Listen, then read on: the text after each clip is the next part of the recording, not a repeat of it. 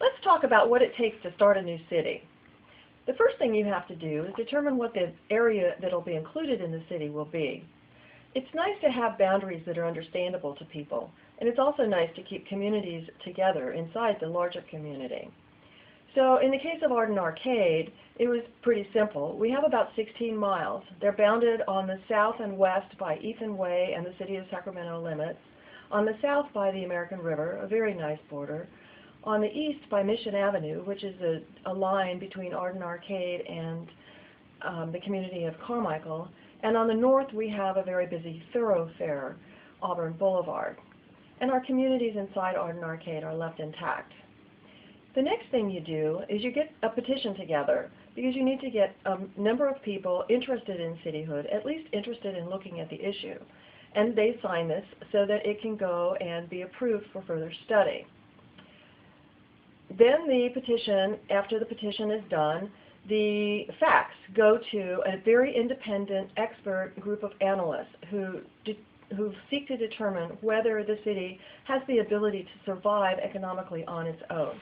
So they do a financial analysis of the revenues and the costs that are projected over, say, the next 10 years.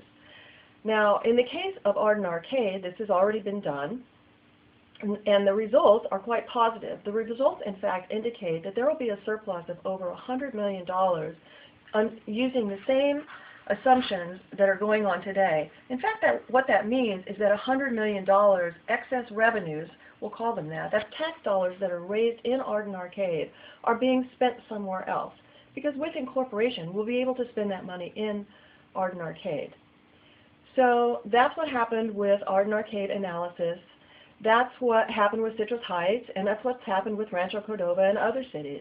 All of those cities, LAFCO, who hires the experts to do this analysis, determined that it was feasible. And guess what? It's all worked out great. In fact, if you were living in one of those cities right now, the cost of your services would be significantly less than what our costs in Arden Arcade are today.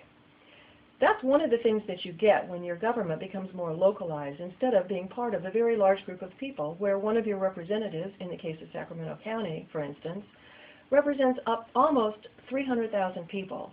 In Arden Arcade, that'll be one representative for every 20,000 people. They'll listen to you because they live in your neighborhoods and they have the same needs that you do.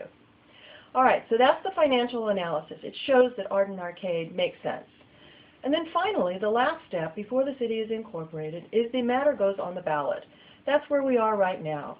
On November 2nd, you'll have the choice, when you go to the polls, of making an informed decision about whether you want Arden Arcade to become a city. Only the people who live in Arden Arcade will get to vote on this. We're hoping that everyone will make an informed choice. We're hoping that you'll vote, and we're hoping that you'll look at the various issues that are involved and determine for yourself whether you want to have a more local government that uses your tax dollars in your community, or whether you're content to go on with a situation where Sacramento County is exporting most of them, sorry, not most of them, but a huge proportion of them, over 30% of your tax dollars, to improve communities and neighborhoods somewhere else in Sacramento County. Please vote on November 2nd.